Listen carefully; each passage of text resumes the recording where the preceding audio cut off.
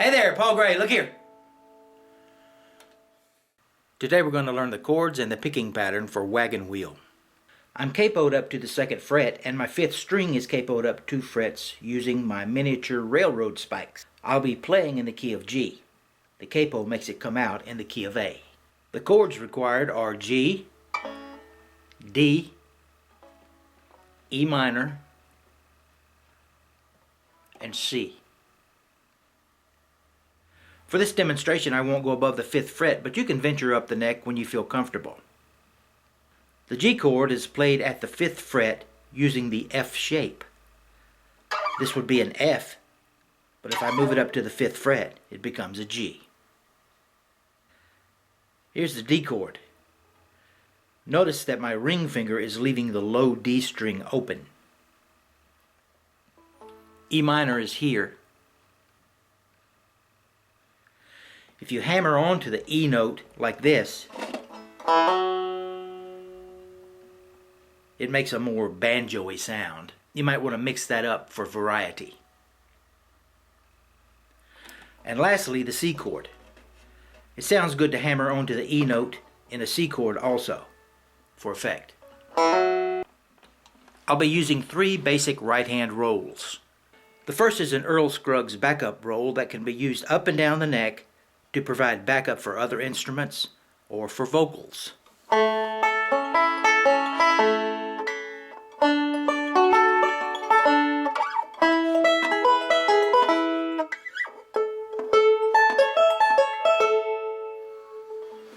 The fingering for the roll goes like this. I'll demonstrate using the G chord at the 5th fret.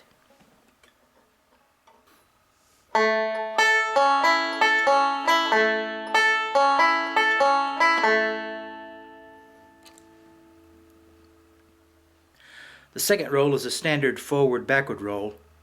I'll demonstrate it using a C chord.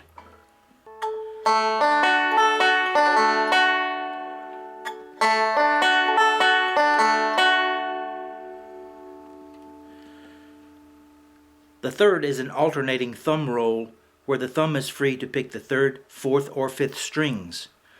The index and middle alternate between the 1st and 2nd strings.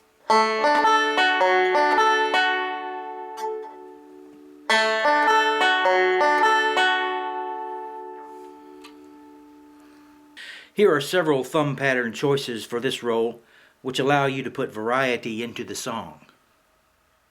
The 3rd twice, the 3rd, then the 4th, the 4th twice,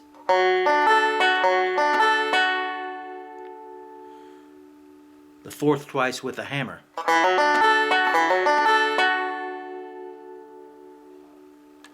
Okay, the song goes like this. Here's the first measure played using the F-shaped G at the 5th fret. It uses the backup roll I mentioned. I'll play each measure twice, just so you can see better.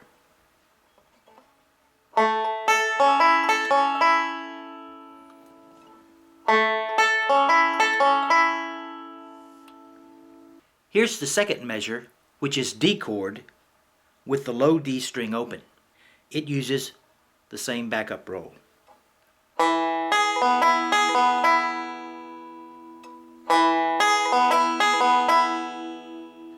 Now here's the 3rd measure in E minor, also using the backup roll. Notice the 2nd note in each of the first 3 measures is a rest. In other words, you skip the 2nd note, leaving an empty space where it would be.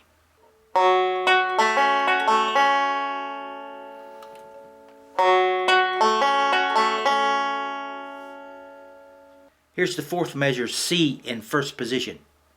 The right hand roll changes here to the forward-backward roll. You can start with the 3rd or 4th strings.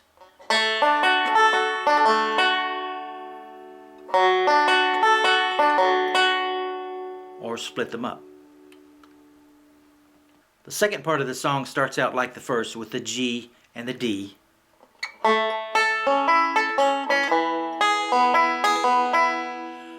But then it goes directly to C for 2 measures.